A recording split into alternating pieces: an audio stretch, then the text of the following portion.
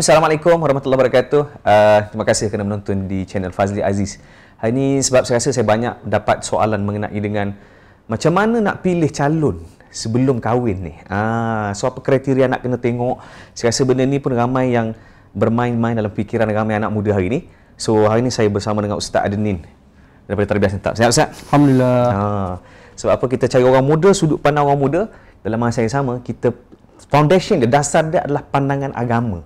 Macam mana kita nak pilih calon suami atau isteri? So Ustaz, apa ni dari sudut pandangan agama lah. Okay.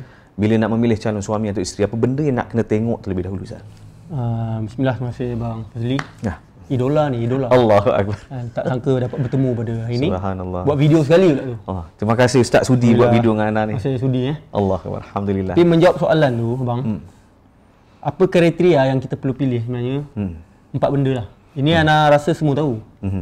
Agama, keturunan, harta dan juga paras rupa. Tapi Nabi SAW sabda dalam hadis tersebut, beruntunglah orang yang memilih agama. Nabi tak guna perkataan untung sahaja tak. Nabi guna perkataan untung fadfar tu seolah-olah menang perang. Maknanya orang yang pilih agama seolah-olah dia telah menang dalam peperangan. Kemenangan besar. Kemenangan yang sangat besar.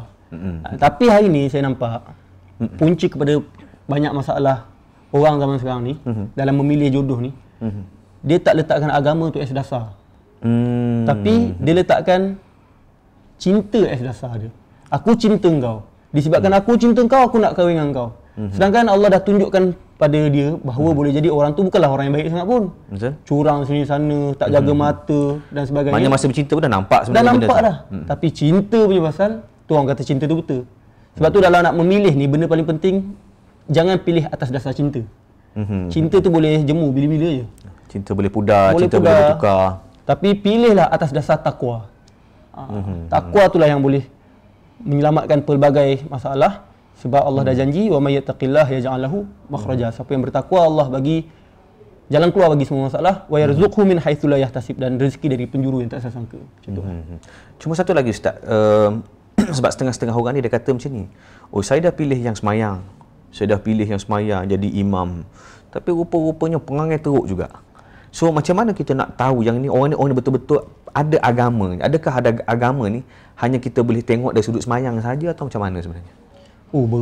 Berat soalan ni sebenarnya. Sebab benda ni melibatkan orang-orang agama juga. Betul. Sebab saya sendiri secara peribadi, tak semua orang agama jahat dan tak semua orang agama baik. Semua orang manusia, semua orang ada aib masing-masing, semua orang ada kelemahan masing-masing. Saya sendiri pun ada kelemahan, kita pun ada kelemahan. Saya pun. Cuma bila kita nak memilih pasangan, sebenarnya kita jangan faham agama tu hanyalah semata-mata pada imam, semata-mata pada kita nampak dia semayang, hafal Quran. Tak. Agama ni luas lagi. Antara benda yang sangat penting kita perlu tengok adalah akhlak tu. Sebab akhlak tu sebahagian daripada agama. Akhlak tu antara benda yang sangat besar. Hatta Nabi SAW diutus pun untuk akhlak. Nabi diutus ada 2. Untuk menyampaikan risalah akidah dan juga akhlak. Menyempurnakan akhlak. Once akhlak tak ada, sebenarnya segala ibadah-ibadah kita ni fail. Maknanya ada tak sempurna ibadah kita. Tak guna jadi imam, tak guna hafal Quran, tak guna pakai serban dan sebagainya kalau akhlak kita menunjukkan sebaliknya. Sebab tu dalam nak memilih tu, cek akhlak. Cek akhlak. Macam mana nak cek akhlak? Janganlah tanya orang tu. Kita tanya dia, memanglah dia kata, aku akhlak baik. Semua mengaku kan. Tanya keluarga dia. Tanya kawan-kawan dia, orang sekeliling dia, orang yang mengenali dia. Tanya orang-orang soleh yang pernah bermuayasyah bersama dia. Itulah yang ramai orang saya nampak tersilap. Bila dia nak berkenalan, dia berkenalan dengan orang tu terus. Biasanya berkenalan dengan orang tu terus akan berakhir dengan fake je lah. Lakonan kosmetik. Sepatutnya Nabi SAW dah ajar, nak merisik ni, guna orang tengah. Untuk risikkan dia ni macam mana, dia ni macam mana. Tanya keluarga, tanya ni. Itu lebih selamat daripada fitnah dan juga lebih selamat untuk masa depan. Betul lah, sebab bila Ustaz sebut tu saya ingat Islam ni terdiri daripada 3 komponen.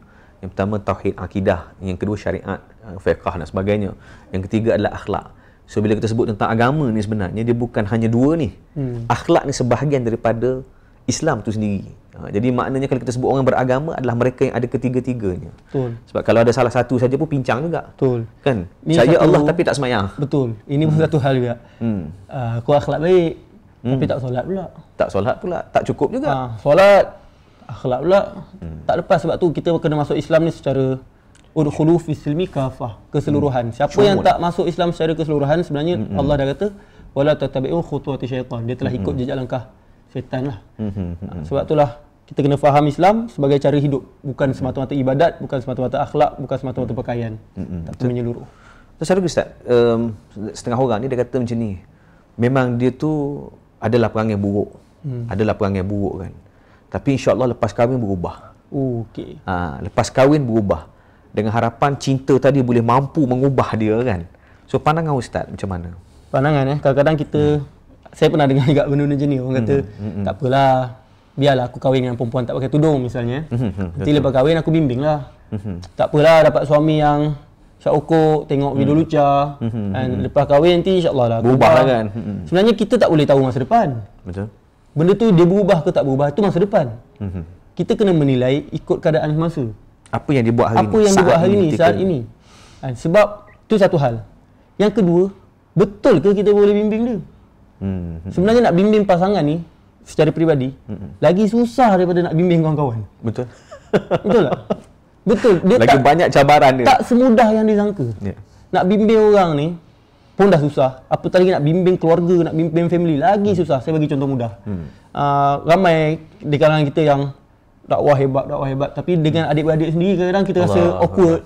Bukan tak nak dakwah, tapi susah. Dan nasihat tapi tak menjadi. So ada orang kata, apa kau dakwah sini sana, family sendiri kau tinggalkan. Bukan tinggalkan, tapi bukan benda yang senang. Apatah lagi nak dakwah isteri, satu benda yang sangat susah. Sebab itulah bila cerita tentang soalan tadi tu, tak apalah lepas kahwin baru bimbing, tak semudah itu. So kalau tak nak menyesal, fikir baik-baik lah. Kena fikir betul-betul lah. Apatah lagi, saya pun banyak Ustaz, saya banyak juga berurusan dengan mereka yang panas baran, dengan keluarga dan sebagainya kan. So ada yang kata, tak apa, lepas kahwin dia akan berubah. Hakikat sebenarnya nak ubah kawalan emosi apa semua ni, dia bukan satu benda yang mudah. Kan, panas baran. Ya Allah, panas baran ni. Kalau sebelum kahwin pun dah pukul-pukul, agak-agak lepas kahwin jadi baik ke? Wallahu a'lam. Maknanya tidak semudah itu. Sedangkan belum kahwin ni bukan hak milik lagi ni. Kan, tapi dah pukul sampai lebam, sampai berdarah. So adakah lepas kahwin akan jadi baik? Itu yang saya rasa benda tu kena betul-betul fikirkan. Sebab antara benda yang saya rasa antara penting lah kalau kita nak nilai Ustaz, saya cakap dari sudut bijak emosi, kita nak tahu orang ni panas barang ke tidak, salah satu waktu tempat yang kita boleh tengok waktu dia bawa kereta. Sebab waktu bawa kereta ni dia banyak dipanggil unexpected event, banyak benda yang kita tak boleh jangka. Orang potong depan, orang cucuk belakang, orang ni. So kalau dalam waktu bawa kereta tu nampak dia boleh tenang, orang cucuk dia tenang, orang apa horn pun dia relax, tenang, maknanya kawanan emosinya bagus. Tapi kalau bawa kereta pun nasyid maki, ni Ustaz, satu lagi kes ni. Sekarang ni saya rasa ramai lelaki yang jenis suka maki-maki. Kan, time baik betul, tapi bila bergaduh dia punya, ya Allah, dia punya maki tu segala senarai haiwan dekat zoo tu semua sebut kat pasangan kan. So macam mana Ustaz? Komen Ustaz lah, mana kalau kita tengok kalau dah nampak dah tanda-tanda macam ni. Sebab itulah ni kau sebelum kahwin sebelum kahwin dah maki-maki. Ada dua sudut lah kepada si pemaki. Kita kena tahu maki orang ni bukan dosa kecil. Maki orang ni dosa besar sebenarnya. Hatta Nabi SAW kata, siapa yang man kana yu'minu billahi wal yawmil akhir falyaqul khairan aw liyasmut. Ni hadis famous. Siapa yang beriman pada Allah dan hari akhirat, hendaklah dia berkata baik atau diam. Maknanya siapa yang tak berkata baik ataupun diam, mencarut sini sana, maki hamun orang sini sana, iman dia masalah. Iman dia dalam keadaan yang sangat tenat. So kepada pemaki sekalian, fikir balik, benda ni dosa besar, bukan dosa kecil. Tapi Ustaz yang kata macam ni, dia kata, saya ni cakap je kasar tapi hati baik. Tak. Dia macam ni, ada cawan. Okey, cawan. Kalau kita letak air dalam cawan, yang akan masuk tu air lah. Yang akan keluar pun air. Masukkan minyak, keluar minyak. Cawan tu macam hati kita. Apa yang masuk tu adalah apa yang kita dengar, apa yang kita tengok, apa yang kita baca. Yang keluar tu akhlak kita. Kalau kita dengar benda baik-baik, baca benda baik-baik, tengok benda baik, masuk benda baik dalam hati kita dan akan keluar akhlak yang baik. Kata-kata pun baik. Tapi bila baca benda tak elok, dengar benda tak elok, dia dah terbiasa dengan benda tak elok. So benda tu akan masuk dalam hati. Dan itu yang keluar benda tak elok. Mustahil orang yang hati dia baik keluar benda tak baik. Biasanya orang yang maki-maki hamun orang mesti ada masalah. Apa yang dia tengok? Boleh jadi dia tengok pun benda-benda tak elok, video lucah dan sebagainya. So, dan mungkin dia bergaul dengan kawan-kawan yang sama, jadi suka maki-maki juga. So sebenarnya mustahil lah kata mulut jahat tapi hati baik, mustahil. Tapi balik pada soalan tadi, macam mana nak apa tadi? Yalah, kita kata orang cakap baik, apa ni, cakap kasar tapi katanya hatinya baik kan. Tadi ustaz dah pesan pada pemaki. So kepada orang yang dimaki pula, dah tahu macam tu, janganlah ambil risiko. Sebab antara banyak punca perceraian sebenarnya adalah isu mulut juga. Betul. Sebab isu mulut ni bukan benda simple. Sebab tu Nabi SAW pun dah pesan, ramai umat aku masuk neraka sebabkan mulut dan kemaluan. Kemaluan tu biasa isu curang dan sebagainya. Tapi ramai orang lupa mulut. Sebab tu antara benda yang paling kena tengok sebelum kahwin adalah mulut bakal kita tu macam mana. Tak kisahlah tu lelaki ke perempuan. Kadang-kadang ada perempuan yang mulut laser juga. Jenis buka aib suami. Banyak juga zaman sekarang ni. Banyaknya. Buka aib suami, ya Allah. Yang sebut mulut ni pun sebenarnya bukan hanya sekadar mulut, tapi tulisan, tangan. Hal-hal rumah tangga tu simpanlah. Rumah tangga kan ni sampai nak cerita maknanya kalau sebelum kahwin, pasangan kita tu dah cerita benda-benda tak elok tentang kita kepada orang lain, hati-hati. Janganlah dah berlaku macam tu pun disebabkan cinta kita nak juga dia. Jangan macam tu. Maknanya sekarang bila kita berdasarkan perbincangan ni ustaz, yang anda nampak lah, yang kita nampak, yang pertama kalau nak tengok juga ciri-ciri orang yang baik ni, yang pertama kena tengok juga Facebook dia. Apa kata-kata dia, apa tulisan dia, apa status dia. Kan kalau status pun dah maki-maki, takkanlah depan cakap ya Allah subhanallah kat depan kan, mesti berbeza. Mesti dia akan sama seperti mana yang dia tulis. Maknanya kita kena tengok juga situ. Yang kedua, kita kena tengok dari segi kawalan emosi dia jugalah. Maknanya bila bawa kereta, bila dalam keadaan bagaimana cara dia bercakap, kita mungkin baik bercakap dengan bercakap dengan orang luar dan sebagainya, mungkin baik. Tetapi bila sampai kepada hal yang sebenar, yang ni kita akan nampak karakter yang sebenar lah. Bila ada tekanan, keluar hal sebenar. Bila bergaduh, kita akan tengok cara dia bergaduh macam mana. So ini semua adalah karakter. Okey. So satu lagi yang saya ingat ustaz, kalau kita nak kenal seseorang tu, kena bermusafir dengan dia. Kan, maknanya kalau contoh, kalau dia kenal seorang lelaki, suruhlah abang kita ke ayah kita ke bermusafir dengan calon dia ni. Betul. So tengok perangai macam mana. Jangan kita pula pergi musafir. Jangan. Itu cerita lain pula, jadi panjang. Kan. So ustaz, mungkin pesanan lah yang boleh kita berikan kepada penonton kita. Okey, bab kahwin ni, saya nampak kenapa sekarang ni kalau masuk universiti semua fikir nak kahwin kan. Betul.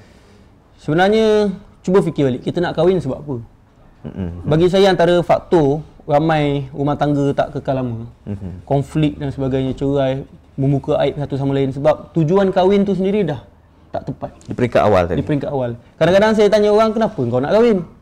Oh, sebab aku nak jaga mata aku. Kenapa kena kahwin baru kau nak jaga mata? Belum tentu dah kahwin boleh jaga mata. Ada orang, kenapa kau nak kahwin? Aku nak halalkan lah, dah lama sangat buat benda haram couple semua. So aku nak halal. Kenapa perlu tunggu kahwin untuk nak jaga gap hubungan tu kan? So maknanya tujuan kahwin pun dah tak jelas. So bila apatah lagi bila berkenalan pun tak ada tujuan untuk nak kahwin. Tak ada itu lagi lah masalah. Itu lagi masalah. Itu bila nak kahwin pula tujuan kahwin pun tak jelas. Tujuan kahwin tak jelas. Sebab bagi saya kahwin tu bukanlah semata-mata untuk nak tinggalkan maksiat. Ya. Dia betul bagus. Dia satu bahagian saja. Dia hanya satu bahagian. Kalau kita hanya letak kepala kita, aku kahwin sebab aku nak tinggalkan maksiat, tak cukup. Sebab maksiat tu, iblis ni sampai mati dia akan goda kita macam-macam. Macam-macam trik-trik dia. Saya ada jumpa orang yang sebelum kahwin tak pernah berzina. Lepas kahwin tak apa hal jadi berzina. Dia berzina. Bukan seorang dua orang, ramai. Sebab apa? Mungkin sebab dia tak jaga mata dia. Dia expect selepas kahwin dia boleh tinggalkan porno. Tapi lepas kahwin pun tak tinggalkan porno. Lepas tu pasangan dia tu tak berjaya memenuhi expectation dia yang dia tengok tu. Akhirnya dia cuba melanggan pelacur dan sebagainya, minta maaf sebut. Dan akhirnya tak ada penghujung, tak puas. Dan akhirnya jadilah apa yang terjadi. So sebab tu lah pesanan saya yang terakhir ni, jelaskan maklumat kenapa nak kahwin dan kenapa maklumat yang paling saya boleh listkan antara kenapa kita perlu kahwin. Pertama sekali untuk mendapat takwa, sebab Nabi ada kata kahwin ni menyempurnakan separuh takwa. Itu first, aku nak takwa. Kedua, benda ni sunnah. Dia boleh menahan diri kita daripada maksiat insya-Allah. Tapi dia bukan kahwin bukanlah solusi semata-mata. Takwa tu first. Kedua, ya stop menahan diri maksiat. Ketiga, kita nak melahirkan zuriat-zuriat Islam. Kita nak melahirkan generasi-generasi Islam. Itu penting juga. Ada orang dia tak fikir pasal anak. Sebab tu dah dapat anak, dia tak bimbing pun anak, apa nak jadi anak aku tak. Tapi kalau orang yang beriman ni, dia kahwin, dia fikir nak membina generasi yang mentauhidkan Allah. Ini matlamat yang besar ni bila anak ni. Macam mana apa yang kita nak tarbiyah, yang kita nak bentuk, nak install masuklah anak-anak tadi ni kan. Ini sebelum kahwin kita dah berfikir. Apatah lagi lepas kahwin. Biasa orang yang sebelum kahwin tak fikir pasal isu zuriat semua ni. InsyaAllah lah tak bagi jauh anak-anak dia. Betul. Saya setuju Ustaz. Sebab tu kita kata bila kita nak pilih calon suami, bukan calon suami sebenarnya, calon ayah kepada anak-anak kita. Sebab bila kita fikir calon kepada ayah kepada anak-anak kita, kita akan tengok karakter dia. Ayah yang macam mana yang kita nak kepada anak-anak kita. Kalau panas baran, inilah jadi panas baran pada anak-anak, yang kau pukul anak-anak, yang kau sepak anak-anak sesuka hati kan.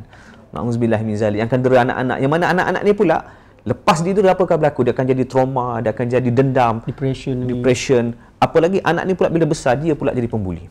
Betul. So sebab itu saya setuju Ustaz. Dan sama juga kalau kita nak pilih calon isteri pun bukan semata-mata isteri, tapi inilah yang akan jadi ibu kepada anak-anak kita. Kan? Ustaz mungkin yang terakhir sedikit lagi. Dan sebagai perakhiran lah, ingat 3 benda tu lah. Aku kahwin sebab aku nak sempurnakan takwa aku. Aku nak tahan diri daripada maksiat. Aku nak lahirkan zuriat-zuriat untuk agama Islam ni kan. Sunnah Nabi SAW. Sebab Nabi SAW sangat suka umat dia kahwin. Sangat suka.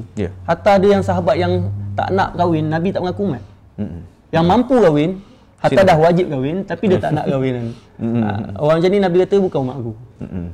So, bila kita kahwin atas dasar ini sunnah, dia akan lagi rasa ubudiah pada Allah. Bukan semata-mata adat dan sebagainya. Betul. So, poin akhir saya, kalau nak hubungan tu kekal lama, tujuan kita apa? Saya akhiri dengan satu kata-kata lah daripada seorang ulama nama dia Muhammad Ahmad Ar-Rashid. Apa dia cakap? Al-futur ba'dal mujahadah min fasadil ibtida'. Putus asa setelah bersusah payah, setelah mujahadah adalah berpunca daripada permulaan yang salah. Maknanya contoh dalam rumah tangga saya katakan, kita dah buat macam-macam, berkorban bersama kan, bersusah payah sama-sama, akhirnya end up cerai-berai. Boleh jadi puncanya apa? Permulaan niat yang salah. Kenapa aku kahwin in the first place? Wallahu a'lam. So terima kasih banyak Ustaz Adnin, dan sebab tu saya rasa banyak benda yang kita dapat hari ini. Dan antara benda yang penting lah sebagai anda yang tengah cari calon suami, calon ayah, calon isteri, calon ibu kepada anak-anak adalah bagaimana untuk kita memperbetulkan permulaan.